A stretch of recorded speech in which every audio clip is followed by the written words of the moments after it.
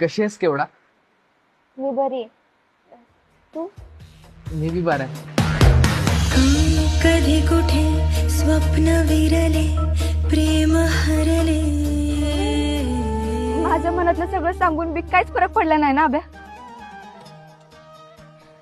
अगं तसं नाही रेशमे, म्हणजे मला आवडतेस तू, पण तशी तुलना नाही करता याची.